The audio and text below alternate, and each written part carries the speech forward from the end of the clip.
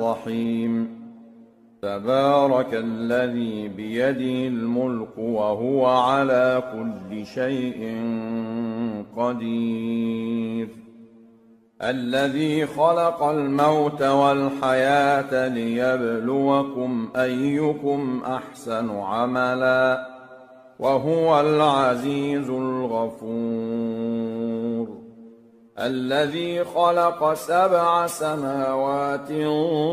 طباقا ما ترى في خلق الرحمن من تفاوت فارجع البصر هل ترى من فطور ثم ارجع البصر كرتين ينقلب إليك البصر خاسئا وهو حسير ولقد زينا السماء الدنيا بمصابيح وجعلناها رجوما للشياطين وأعتدنا لهم عذاب السعير وللذين كفروا بربهم عذاب جهنم وبئس المصير إذا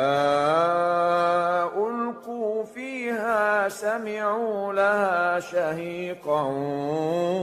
وهي تفور تكاد تميز من الغيظ كلما ألقي فيها فوج سألهم خزنتها ألم يأتكم نذير قالوا بلى قد جاءنا نذير فكذبنا وقلنا ما نزل الله من شيء إن أنتم إلا في ضلال كبير وقالوا لو كنا نسمع أو نعقل ما كنا في أصحاب السعير فاعترفوا بذنبهم فسحقا لأصحاب السعير إن الذين يخشون ربهم بالغيب لهم مغفرة وأجر كبير وأسروا قولكم أو اجهروا به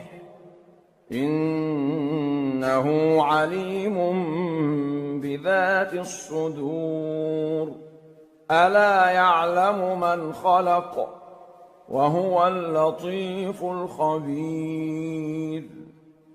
هو الذي جعل لكم الأرض ذلولا فامشوا في مناكبها وكلوا من رزقه وإليه النشور أأمنتم من في السماء أن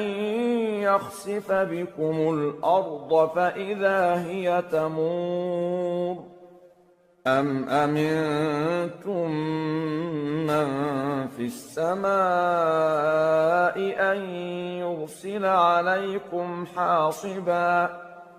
فستعلمون كيف نذير ولقد كذب الذين من قبلهم فكيف كان نكير أولم يروا إلى الطير فوقهم صافات